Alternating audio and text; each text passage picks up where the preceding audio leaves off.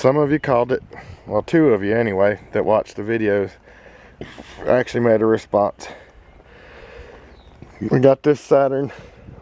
It's a 98 station wagon, I guess you call it, or Saturn wagon, however the terminology goes, for $2,200. There's one problem with it. The problem we have with it is that the speedometer doesn't work.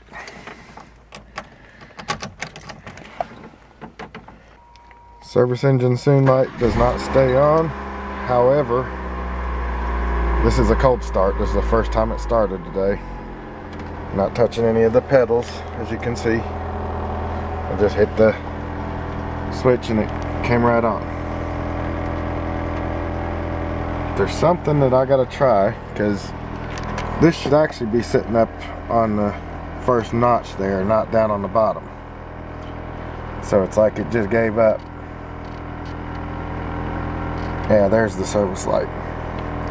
Because it's not reading anything, I'm assuming because it's not reading anything from the speedometer. Because like I said, literally that's the only thing wrong with this car. I checked all the codes and everything, and there are no codes, there's no history of any codes, so it ought to be in decent shape. Some cars there's a factory reset, and I'm gonna try some of the things that I saw on the speedometer reset videos that I watched. First off, we'll turn off the car, and I'm not gonna be able to get it, and then I'm gonna hold this button in and start the car back up. Okay, all the holding the button in did was reset my trip set, so that one doesn't work. The other one involves drilling a hole right through the center of the speedometer. I did that one on a Camaro, and that didn't work either. Oh, it worked for them, but I'm sure it won't work on this one. It's a totally different car. Now, one thing I don't like is my big butt does not fit very well in that tiny little car. 6'5" and 2 something, over 250 anyway. And I don't fit too well in a little tiny car. Now, there's the engine in all its glory. Nice and clean, but heck, anybody's going to clean it up. But it's also got a new battery in it. New battery, new tires. He's got quite a bit of new things on here. So I'm wondering if there was an issue with something before. Okay, so what we're gonna do is I'm gonna unhook the battery, and the forums that my wife read said unhook the battery for 10 minutes. So I'll check back in with you once we get the 10 minutes past. There, now completely unhook both battery terminals, and while we're waiting the 10 minutes, 5:42, while we're waiting that 10 minutes, I'll give you a little walk around. Not that most of you probably care about a station wagon, but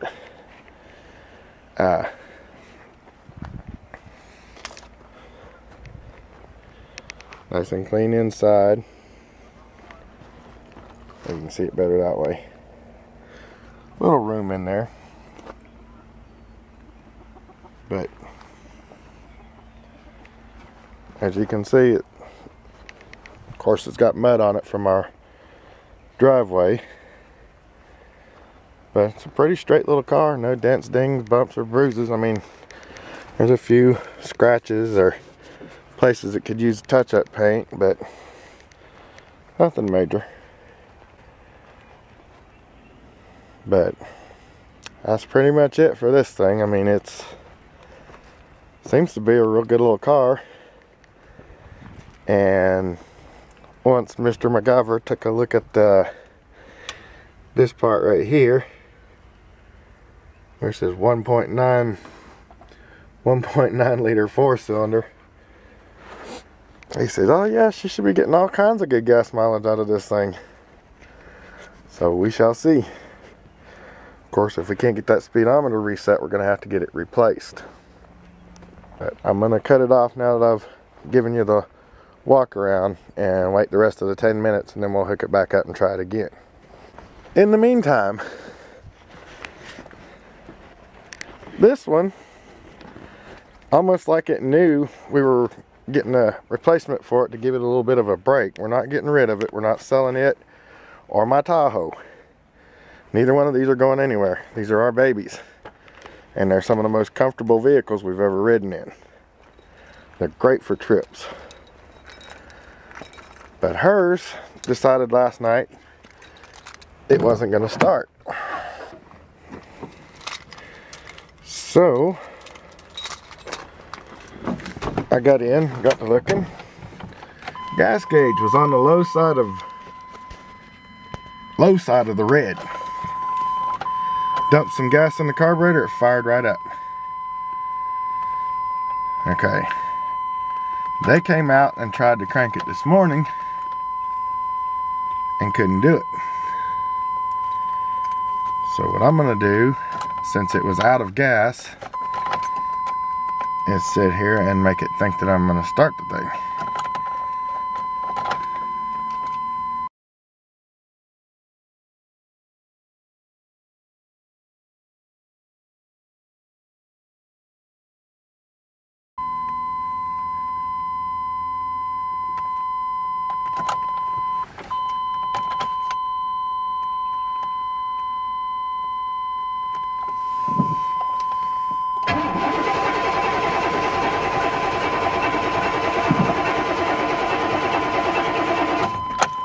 No go.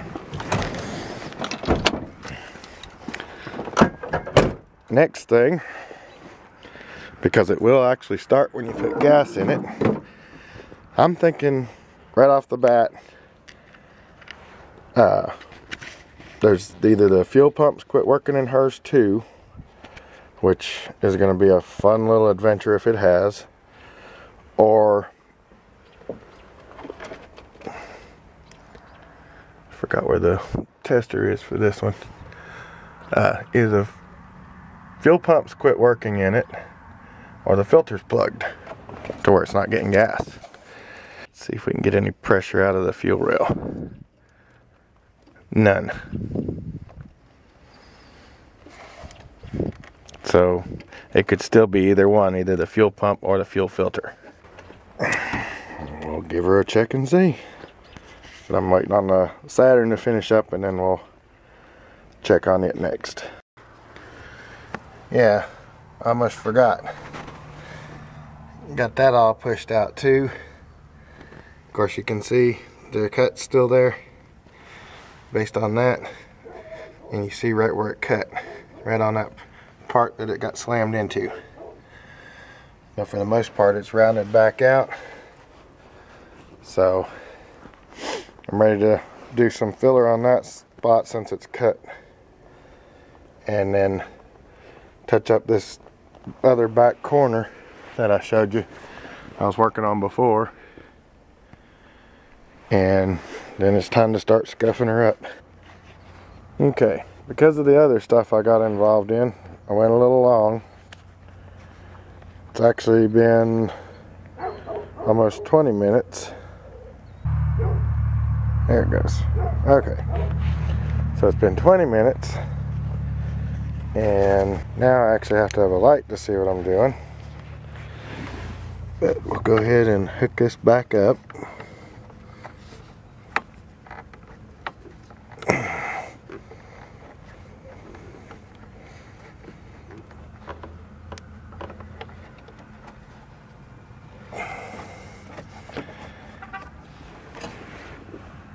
I'll tighten it down and we'll see if that works. If not, probably gonna have a new cluster on this thing, which isn't cheap unless you can find one in a junkyard that's got remotely close miles. Okay. Everything's reset. Battery's back on, as you can tell. Lights and everything are going again.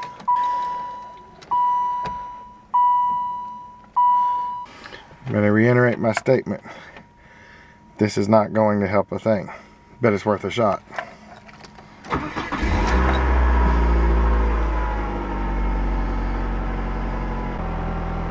Yep. So, we've got to replace the instrument cluster. Or at least the part of it that controls the needle. Well, I found my first bit of rigging on this thing. See this black wire right here?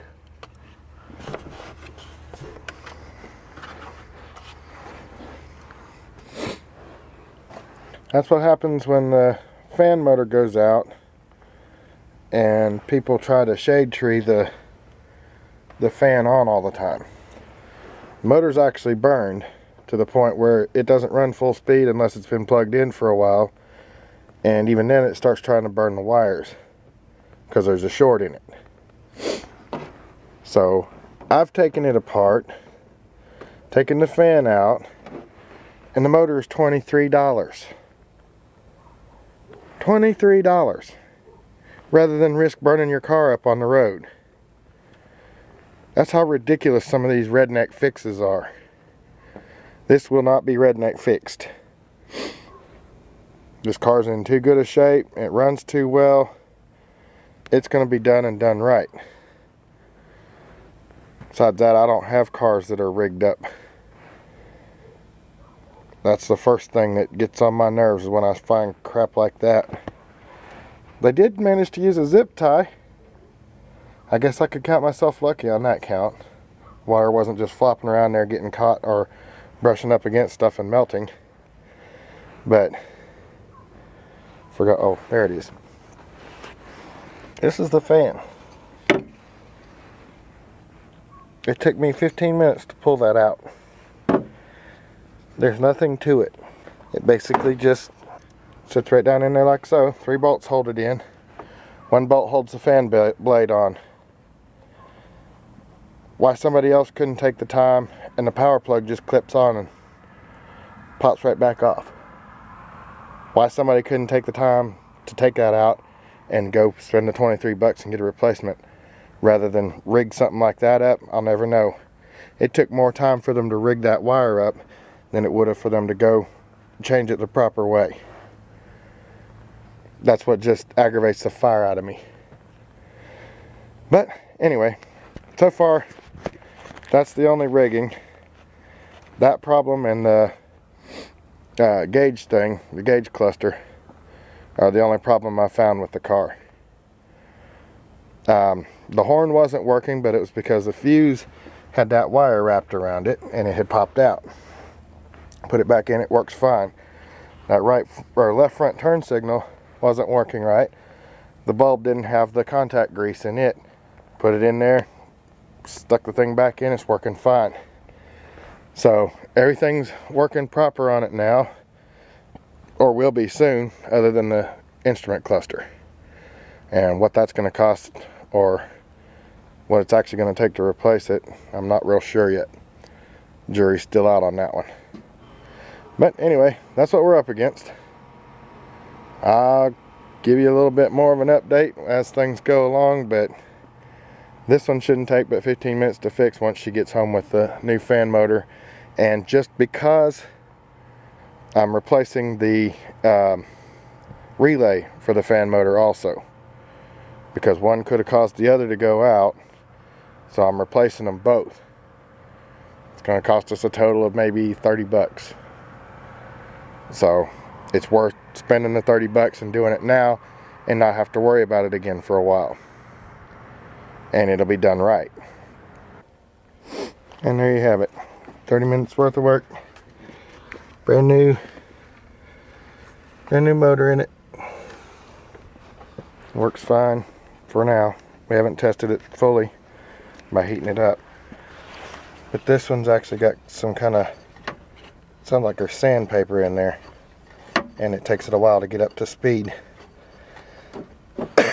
So that's why we're assuming this one's bad. But the Redneck's unhooked for now. We may have to have it again. There may be a sensor that's bad in there that turns the fan on. We shall see. Thanks for watching. 30 minutes later, away they go.